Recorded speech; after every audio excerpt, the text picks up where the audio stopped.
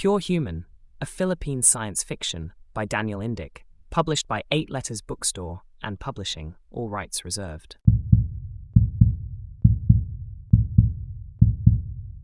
Prologue. Good Yeshdog. I say with such amusement while rubbing the temple of this creature that is obviously not a dog. Well, it doesn't matter what kind of creature this is. I'm beginning to enjoy his company, and it saves me from getting exhausted of the crazy mountain work, as I can ride on its back and use him. The eyes of this creature, though, are the size of a giant tripe fruit that is layered with luminous blue and dark red that almost looks like a giant glass jar as it reflects what is in front of it. And it seems like he's enjoying, as well as its eyes are curving with joy. It's a full moon. Tonight, which I'm glad as the twilight shone on us like an infinite lamp, and I don't have to gather some woods to make some fire. I jerk when I look over my shoulder and glimpse the beastly dark image of a dinosaur forming in a monstrous shadow behind us from the moonlight beam. I thought we're being tailed by some scary wild beast, good grief. It is just the shadow of Yeshdog after all. What a leaf. Why did I start calling him Yeshdog? But it's a good name, all right. I'll call him with that name from now on. These creatures often come to our rivers to drink and always approach. You stobefed, but there are a lot of them, so eating them all would be a pain in the butt. They are so huge with different features and sizes. Some stand by their 2 legs, like a kangaroo, some walk on 4 legs, some with giant horns and fangs, different colors and ugly shape of bodies, and with awful skin like crooked rocks. Such weird creatures, even some with big legs yet with tinny arms like twigs that always makes me laugh. But they are harmless. They always curve their giant eyes and wag their tails, as they want someone to play with. But after that they are going to beg with a loud and annoying growl to be fed. How bothersome to think sometimes that being such huge creatures they are helpless, and they can't feed themselves. When my father found out that some of them were sneaking in and eating our livestock and plants, he got furious and he beat them all to pulp, drove them away, and warned them not to show up near our village again. That's why these poor creatures who just wanted to be petted and fed got scared and never showed up anymore, even in the nearby mountains. And that's why I'm so glad that I found this one here in this far mountain. He was alone, wandering around and looking so. I approached the poor creature, and this one seems like a boy and stands like a dog, which is funny, so Yeshdog would be a perfect name, but I can't bring this one to our village. Father would chastise me and perhaps beat this creature and shoo him away. I'd better make a house for him here in the Rocky Mountains. I'm not familiar with where I am now, though. It's dark and it's late evening, though. I'm still thankful to the moon that I could still see a little bit of the surroundings. Ever since I was a scrawny kid, it's been my dream to ride one of the sea creatures, so I climb on Yeshdog heartily. And now we have wandered too far. Well, I'll find my way back home in the morning. I start training him right quickly if he will follow my command. Halt. Yeshdog, I say with an echoing command, like father always used to command the people in our village. He halts and wags his spiky giant tail like a thorny trunk of a tree that makes a sound of a heavy hiss. Wow, it worked. Sit, Yeshdog, I command you. He squats right then. This is a very obedient dog. I dismount from his back and stand before him with my hands on my waist, just for him to see how awesome his master is. I give him a smile, exposing my teeth. His eyes beam with joy. He catches what I wanted him to capture. Very good. The cold wind is creeping into my back, and a shiver from the sharp breeze. It's really getting late at night. I look around to see if we can find where to take shelter for the night. The wind is getting colder with the late night dew. My silk garment is helpless, though it's long up to my wrist and the gust is just passing through my shirt. This is only good for morning attire, as it absorbs the light and turns wet into a cool mixture with the air that passes by. Father told me that this is an ancient garment that our clan has always worn for generations, and we should not change this. Alright, thank you, Father, for reminding me. I'm sorry for criticizing this suit. I look at the creature again. He even got taller as it's on the ground. Smile, Yeshdog. He flashes sagrandissy bars of his huge teeth that are fangs with their sharpness exposed like shining palish bones. His head is big like a rock, and his entire body is like a moving white mountain, and there are some brown dots all over him. The creature stands up with its 4 legs, and behold, Yeshdog is not really a dinosaur, tall but only a doggy. Et way weirder than usual 1 foot tall. He's wagging his tail with bliss and acting like a puppy. But his bark is loud and sharp like a roaring thunder that sends a little quake to the ground. Now, where are we? Immuterus a placeman on my forehead and squint around, and all I can see is darkness. I stretch my rectangle-sized eyes and look harder, hoping I could spot something around. I remember how I was being bullied when I was a little kid about my strange eyes. Nah, this isn't the best time to reminisce about some nasty memories. I gotta find shelter here. I am getting a little frustrated with a little vision that I can grasp with the surrounding. I push my hair back. Then I remember what Father said, that these creatures don't need to lie down to sleep, and they can walk while still sleeping. Such a great skill they have. Then saw me eyes beam with an idea. But before I proceed, to touch my hair with care and rearrange it by dividing it into half of my head. I remember the words of Father again. Your hair is the most beautiful thing I've ever seen in this world, as no man has ever had an orange hair like yours, my beloved Philemon. Father is right, my hair is cool. Another thing that I noticed that I should be grateful for is the thin pants I'm wearing. It's now protecting my legs from shivering in this cold night, except for my feet, as they are still exposed, as I only wear a pair of boiled leather sandals. I would just have to endure my upper body and feet then. Well, I'm strong. I can persevere until morning.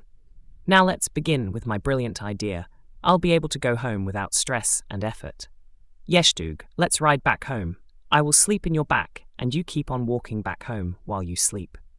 I exclaim with a deep echoing voice. I know he's a genius pet, he understood me earlier. He will ride me home easily. He responds with a weird groan, curves his eyes with joy and wags his tail. I got it all right. Yes, dog, thank you. Once we get back in the morning, I'll beg Father and the whole village to keep you and pet you with all I can. And we will show the more demonstration that you are indeed a genius among your kin. Alrighty, so I mount on his back, hoisting myself, grabbing his thick and rocky skin, and checking some flat spots so that I can lay down.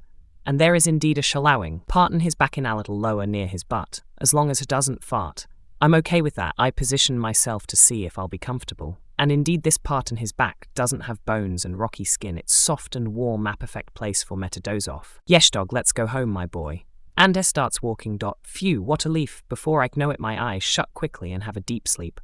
I unclose my eyes with a yawn, stretch my arms, and find myself smiling as I see the blue sky. It's a wonderful early morning for me. I'm lying on this comfortable back of my genius boy. Yes, dog. Another yawn is coming through. I open my mouth wide and release the relaxing yawn when all of a sudden a wind blow that it makes mega spin stead. Something is floating above me, metal thing, and it's moving and it's blasting a strong air with an unpleasant smell, and it's destroying my hair. So I pull myself up and I see above me more of those flying white things. I look around and I'm in an open muddy field with a lot of trees shattered. I turn to the right side. I can see a lot of people, a weird-looking crowd with costumes, but they are flying with their capes.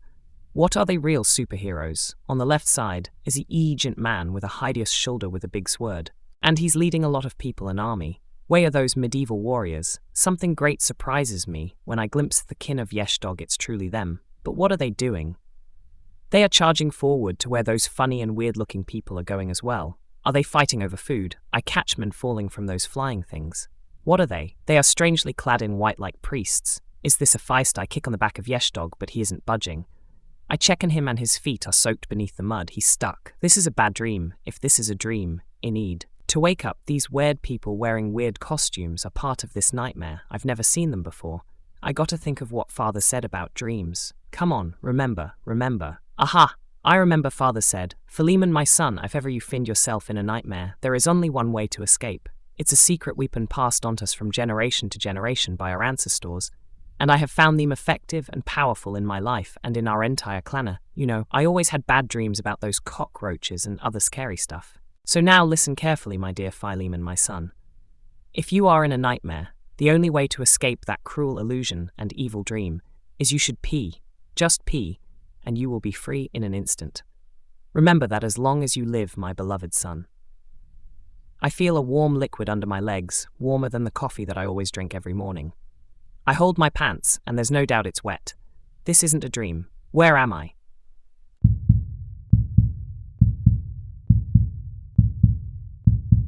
Ezra. Descend edge lancers. I command them. Man, they all leap from the windjammer hover that is carrying us. I give command over to Genus 1 Lancer soldiers that are still evolving to their fullest potential. Their body had been modified, yet they still can't evolve to the extent and can't unleash their natural culverin, so they just rely on culverin guns for now. May this war awaken their evolution. These are loyal soldiers of our race, the enhanced humans edge in the edge race, the only ones left with a sense of humanity, justice, and peace. They jump on by one to the enemies that are creeping like insects below. A thought comes into my mind as I stand at the open door of the ship. Why is it I'm commanding them? Not that I don't like it, but I wanted to command over the two Lancers as they are much easier to command and easy to utilize their battle power and easy to win the war. Why did father let my twin brother Trowel give the command over them? My brother doesn't have a firm justice. His attitude is complex, but I know he's strong like me. Wait, does it mean that my father acknowledges my twin brother as stronger and more capable than me? I'm leading the genus too. Sirs, I gotta show father that I'm the best, then otherwise we will lose a lot of great soldiers under my brother's command. Prince Ezra G jump now, or I'll get caught in the explosions in this forsaken battlefield, cries the pilot to me with a dead face. It snaps me all right. Why am I thinking such things in the middle of a war? I turn to the pilot. I'm sorry, Mr. Gus. Once I take off, you can flee higher and wait for an order to pick us up later. I say then I leap into the sky. Scant the area with my modified eyes, and I can see from above that the war is on. I see a bunch of Jurassic did join us today in this war. They haven't learned their lesson, have they? There's no point in eating us. There is only a few flesh left in our body, but only steels. Besides, once they eat our Lancers, they self-destruct, so it's their defeat. Yet they never learn. These mindless, untamed beasts are mindless fools. Search the other side of the field. Some Jurassic are devouring the barbarians. On the fairest on the battlefield, some cursed. Wizards are being devoured as well. Oh, I see, so the beasts did learn. After all, they now have ignored our Lancers and went after those other meaty, filthy races. It's their doom. Those barbarians, the draconian race, thought they are powerful in their mutation as they can unleash some deadly prowess. Yet they want world domination as the old men did in the history. They have barbaric minds. They need to be wiped out in this world to maintain peace, justice, and pure humanity. As for the cunning wizards, the warlock race in their generational divination thought they are only humans, yet their body has been offered to their deity just to get cursed and gain some evil magic. They are tricky and powerful, but they don't have the right mentality. They want their race to be the one to run the world. We can't let that happen. I can't imagine if they ever rule the world. They will curse whoever they want as they are an uncivilized and unsophisticated race. Those two races are only food for the untamed beasts, and they are their weakness because magic tricks don't work on mutant prowess, as well doesn't hurt them, but only a natural weapon and physical strength like blades, guns, and explosions. Though those be long evolved among themselves, our weapons can kill them. Over the past century, they began to be afraid of us Edgians, and they flee once they taste our weaponry. The Jurassic is actually a mistake of human science that originated from Edge City, and it is us who are to be blamed back in the geriatric age, around the year 2050, when humanity revived those Jurassic only for fun, just to create an amusement park. A Sith has been always the dream of humanity in the movies in the past centuries. I've read from the old chronicles that they existed a trillion years ago when this world was created. And then one day those Jurassic went wild and destroyed their cages and started devouring the people in the amusement park, and they were untamed and they almost dominated the world. Thanks to the birth of the first Edge Lancers who stopped them and drove them off, we're their mortal enemies. Their weakness is only us, the Edge race. I descend like a hooting star on the earth and make sure that I hit the ground by surprise to the scumbag wretched wizards, is at foot like a dashing wind and give a punch on the earth as I activate the bomb fist. The area explodes, fire expands fiercely, wiping them out. A lot of barbarians are caught in the explosion, and harsh fire blast screams of agony roar until all their voices fade along with their corpses into a sheath, and I don't have to worry about getting caught, as well as I am immune to fire and as I'm a Genus 3 Edge Lancer, the fullest evolution in our race. I am Ezroth weaponry body Edge Lancer, and nothing could stand in my way. The impact of my landing left a deep crater, leaving sparks of electricity on the ground and fire burning a lover. I am so strong. I hope my twin brother could see this. I look around and all I can see are wiped out bodies of the barbarians scattered on the ground, bathed in their own blood, and some have turned to dusts. Such poor foolish races who want to rule the world but doesn't even have the might to do it. I'm done here. I gotta find some enemies to annihilate. I activate the booster in my back and legs, and Palm Mandit starts blowing some fiery wind, lifting my feet from the ground, and I gesture to fly, and I move in midair with these boosters like a jet. It's all out war all over the place. It appears like my team arrived first event, thought they are just Genus 1 Lancers. I can see that they are handling the war with the plan. I have commanded them to keep in a group of 7 and blast the enemies, combining all their culverin guns. The more the powerful, and they are executing it perfectly, is Quinton the Warzone, as I continue to fly 15 feet high from the ground. As he grew, Poff Lancet are being pushed back by a Jurassic. This one is oddly huge and creepy. They keep on blasting it with their weapons. It's being hit yet, it's still advancing towards them like an unstoppable colossal. What look is more than that giant, had wrapped in horns and rocky skin. Anytime the beast could reach the man close, its fangs on them. I can't afford to lose some lancers, so as speed up diving down to the beast and motion my left foot to alchemize into a sharp blade. I feel my leg actuate with a whirring sound, and in less than a second it has formed into a deadly blade. I give the beast a whirlwind kick. I purposely aim at its leg with my sharp swing that made a crushing clang. I'm amazed. This one has a tough skin. My blade kick didn't slice through its skin, but the force is still devastating that the beast got blasted away. It rolls on the ground pathetically with its huge body stumping some wizards and barbarians. The beast budges and gets up and closes its fangs on a wizard who was standing nearby. It looks like it's melded my vicious prowess and went running on the opposite side. "Thanks, Prince Ezra," says the poor Lancer. "All right, don't force your way in, Lancers. If you see a slight thing that you can't beat, call for a backup and have the formation of 14 culverin combination firepower. It's more powerful," I say. "Yes, sir." They're spawned with a salute, placing their culverin on their chest. It take a flight to find some enemies to burn, and I detect seeing life brio of Lancers. When I arrive, there's a lot of fallen Lancers, a search for a possible threat. There's a battle taking place in a distance, and I can see it through my zoomed vision. Edge Lancers are being wiped out by some cursed wizards. I blast with such speed to joint them. My eyes widen that even with such a speed and I'm still far, I see a wizard eyes me. This is a zoomed sight. I'm still far away. How can he see me and meet my gaze? He's still eyeing me with his yellow radiant eyes, as if he's waiting for my arrival. He has a Palizerius face. This wizard is creepy. With the looks in his eyes, is it magic that's allowing him to see with such distance? He blinks a few times and turns to his enemies. Before him, my Lancers. I gotta assault him with a powerful one.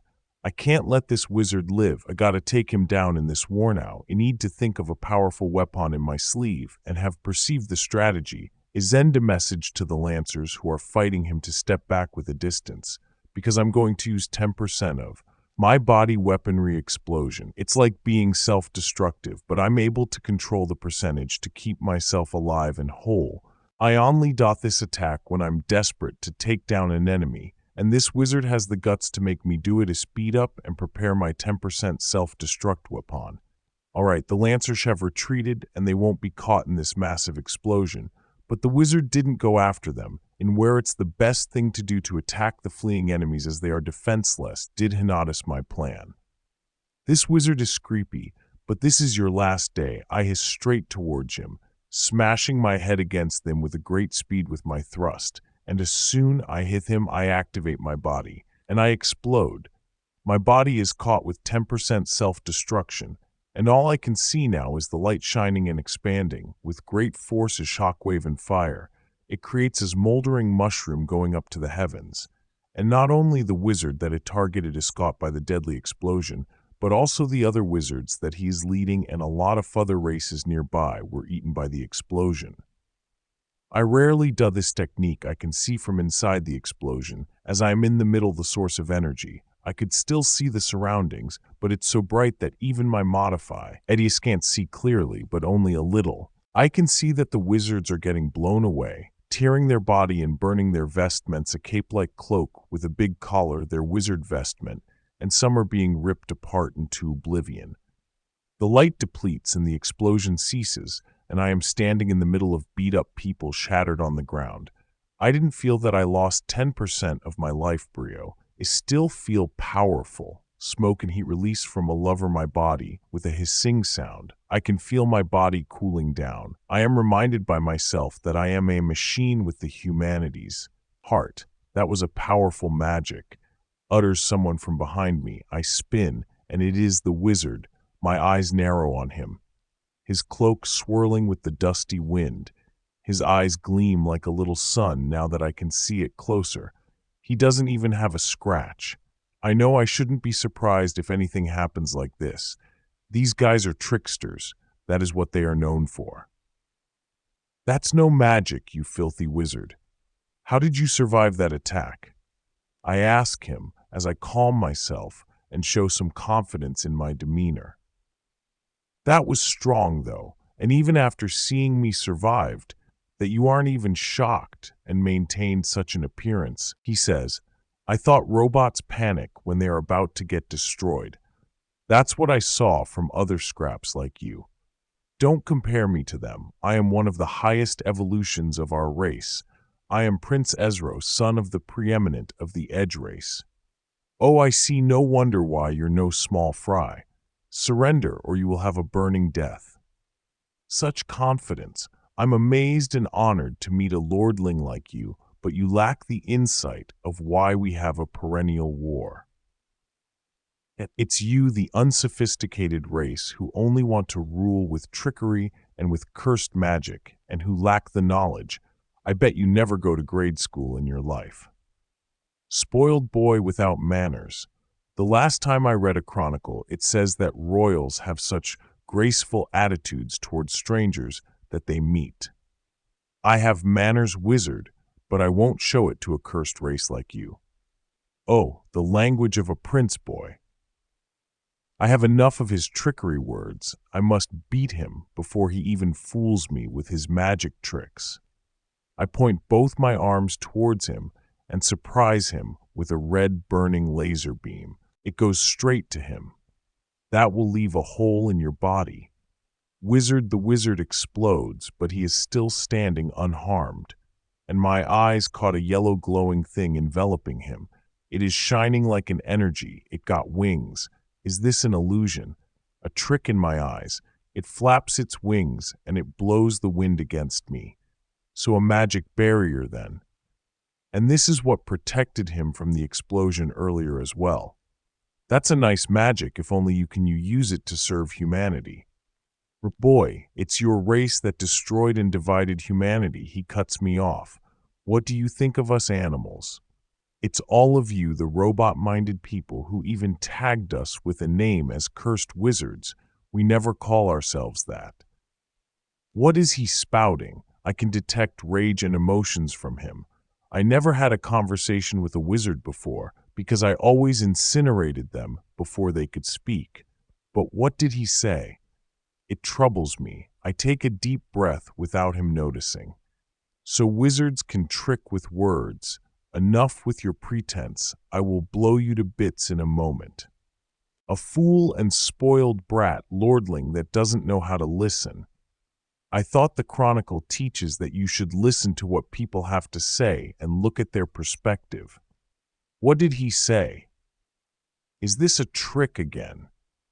How does he know so much about what's written in the educational chronicles? It's the second time he quoted something from the chronicle. I thought these wizards don't even know how to read, but he quoted it correctly. Nah, this is a trick. What's your name, wizard?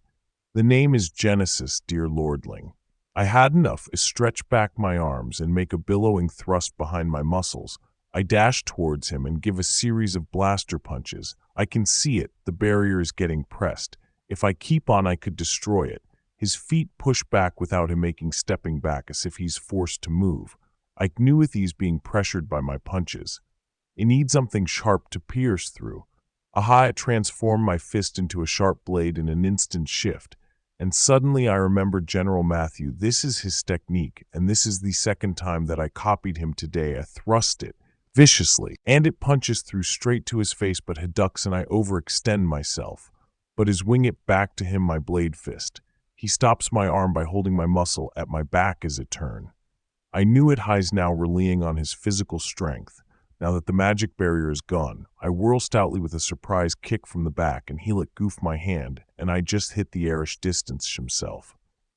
This wizard is good with hand-to-hand combat, but the reason why he's avoiding my attacks is that he's fully aware that I'm stronger than him as an edge race. It ain't a stance I'm going to have him. Taste me martial arts master skills. If forward into him, I punch into ducks again. The same move. You won't get away this time. I jump and flip in the air right above him and go for his head with a punch while I'm above. He catches my punch, my eyes widen. How could he? A wizard barely caught my punch with his bare hand. He leans back. He's going for a kick, so I blast him with a laser in my palm and move away from him. I knew it. Whenever I use an attack using energy, his barrier activates, but it is weak against a physical attack. But what he did earlier... Don't be surprised, Lordling. You're right. We're just flesh and bones. We are weak physically compared to you. Without my enchantment wrapping my skin, your punch would have broken my bones the moment I caught it. So it was a magic trick. Then to take a stance, clutch my hand, and plant my feet. I'm ready for another attack. I see a lightning blast behind me, about above my head, that some thread of my hair burns. I barely dodged that attack. Who was it I warned, but my attention is still locked on the wizard, and he ves the massive explosion as well. So I dashed to the left, diving on the ground. Why did he dodge it? Though that could protect himself from that with his magic. Ali, your theories about the enemy are wrong, brother. I gasp when I heard the voice. I keep my cool and visage, and I pull myself up from the ground and slowly turn. You should be minding your own business. I'm only taking my time in fighting him. He's giving me intriguing information. I say to the man who is standing on an elevated ground behind me. Looking at them is like staring at a mirror. An image just looks like me, and every time I stand before this man, I'm always forced to fake my feelings and attitude. I'm always being turned to be nice and honorable, even with a single word that I utter. This man is with the same image that I have, same red hair, but a bit longer that it reaches his shoulder until his back, same blue eyes, and he's clad with a purple cloak up to his neck that is girded with red steel. We got the same look, but our battle power has a huge gap. This is my twin brother, Tralge. Have you forgotten, brother? He asks. I give him a side glance. What does he mean? Forgotten what? We are supposed to close our ears to the scum of this world, more specifically with wizards. You know how? I wasn't listening to him at all. I cut him off. Don't worry, brother. I'll make sure he won't utter a word to you again. What does he mean? And he pushes back his cloak, and it billows back, and the dust around him waves. Something big is coming from him. He lifts his right dark, shiny steel arm, and energy gathers on his palm that turns into a shining ball. He lowers his hand, and the ball is left floating, and all the more beaming brightly. And from that energy, flashes of burning, harsh laser beams shoot into the wizard with a screeching sound. The wizard is a bit alarmed. He has a measuring look, and he dodges every single laser that is going after him. He moves in zigzag, jerking left and right, just to evade them. Oh, you see that, brother? Asks me with a cool tone. Ali, your theories about attacks from energy are not working on him, that only physical attacks can hurt them, is off from a distance. You were experimenting on him. I even saw you mimic the general's move. There's no theory in a battle of might. Everything can be incinerated with stronger firepower. Don't do that, brother. I know you're stronger than that, or maybe you're just playing around in the middle of a war. Well, I could understand that I do that as well when I'm bored. This guy, how did he perceive to all those by only looking in an instant? I just keep my cool and look at him calmly. You said it yourself. Tralge, I'm merely playing around. Maybe, but don't overdo it. Father is watching us. The circling energy is out of juice, and it stops shooting the wizard and leaves with a burning smoke, and it evaporates into the sun's rays. But the wizard is unharmed as he dodged all of those. Oh, another lordling showed up, but rather an onerous one. Nice meeting you, lordling twins. I'll be taking my leave. The wizard says, and he gestures his fingers in the air. I know he's going to perform some magic trick to escape. I take a stance. I'm going to go after him to stop him from fleeing. Don't, brother, let the coward escape. The weak and scum race always escape, which defines them, but it will leave a horror in his life next time he sees us. Tralge says, I halt myself from going after him. The wizard's body began to scatter into glittering butterflies, and he is gone. I detect an incoming threat. It's moving towards us. Tralge pulls his right arm again, and it alchemizes into a hole of a cannon. He detected it too, and he is prepared without telling me a strategy. This guy is way ahead of me. Damn it. Brother, let's do it together, he utters, while looking to the left where an enemy will be showing up. I was moved by that. He intends to fight alongside me with harmony. I feel warm for a second, but I brush it away. This guy will steal away the spotlight. I won't let that happen. As you say, Trald. I reply as I alchemize me shoulder legs into boosters with blasters in my palm. As I look from Tralge's back, I begin to think, how long has it been that we fought alongside each other? The last time I remember we were kids being trained by Father himself. We were in the faraway jungle hunting some Jurassic the T-Rex kind. I was always ahead of Tralge. I was stronger. He always relied on me and kept calling me big brother, even though we're twins, whenever he needed help. He was weak when we were little, but now I can't grasp the strength that he possessed. It was the moment we turned 17 and joined the Genus Squad and got separated into teams. And when we met after that annihilation mission 4 years ago, he was this strong, and his armament got turned cosmic. What training did he go through that he gained this power? Brother, there are 2 enemies approaching, and both of them possessed an ultra-heavy battle power. We need backup. He says, what did he say? 2. How could he detect that I can only sense 1 enemy, but back up? What is he saying? Is he afraid or something? For me, this is even. It will be 2 against 2, but why need a backup? Is Tralge chickening out? Is he showing his true color in a real battle? That's fine. We'll handle them, Tralge, I say coolly. Don't underestimate these enemies, brother. I've faced great enemies, but these 2 are almost out of our league. It's the draconian race, but it's their general, and they're very preeminent. He sounds almost breaking his vocal. What in the world? Draconians preeminent. How did he discover that I don't even see their faces and identities yet? No matter how I scan the area from afar with these advanced eyes, I can't see them. I keep my cool and say, Tralge, don't you think this will be a great opportunity? If we take them down, their race would end. This was never been done before. Even Father couldn't do this. This chance has been brought before us. We should at least give it a try. If we can do this, the world would become a better place in a mere instant.